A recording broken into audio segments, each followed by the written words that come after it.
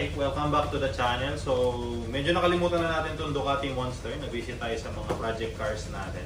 So, currently, ang issue niya is ayaw mag-start. Yan, alright. So, ang next solution natin kasi minake sure natin na may gas. Chinek na natin yung sa pinaka-starter niya. Ayaw pa rin. So, ang next resolution is check natin yung battery. Since nakita nyo naman doon sa video, lumilitaw yung battery indicator. Baka kasi mahina na yung voltage, which ginawa ko naman yung research ko, yung 9.9 na lumilitaw, weak battery na. Hindi na siya sufficient para mapasindi yung 600cc na big bike. So, pag may cowl na ganito, check natin kung paano. Kasi nung ni-research ko sa Google at chinek ko yung manual, inihila lang yung parang tali sa ilalim. Wala nang ganun to eh. So, i-check natin tong cowl. Tanggalin natin kung paano natin matatanggal to. Then, nabubuksan kasi tong tank gamit to. Actually, may hila mo na yung tank eh. Pero, hindi natin mataas fully kasi nakasabagkal itong upuan. Okay, so, update. Ito lang pala yung hilaan nasa gilid. So, walang kailangan tanggaling Allen wrench or kahit anong screw. Hihilahin lang to. Ayun yung mechanism niya. Tapos, slide down lang. Parang yung normal na mga seat sa mga manual na motor. Ganun lang yung upuan niya. Natanggal na. Ayan siya. Then, yung sa tank, ito lang yung hook. Literal. Inaangat lang to from there.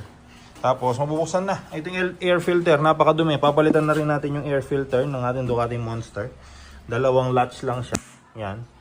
Yun yung battery, tatanggalin natin yung screw, tapos bibili natin ng bago or ipapacheck natin kung pwedeng i-recharge para matest lang muna. Update ko kayo. So, meron namang ilaw. Patayo muna. 11 volts yung, 11.7 volts yung battery. Yung check engine nawawala yan pag sumindi na. So, currently,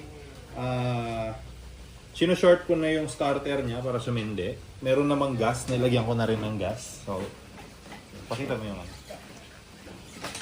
So,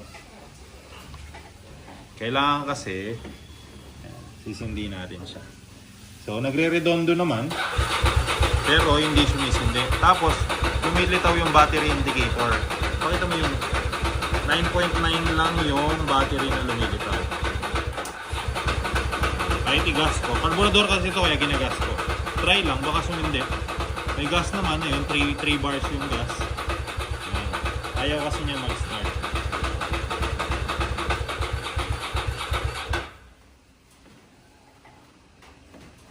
So, ito yung ating air filter para sa Ducati Monster 600. So, tinatawang latch lang naman, ito lang.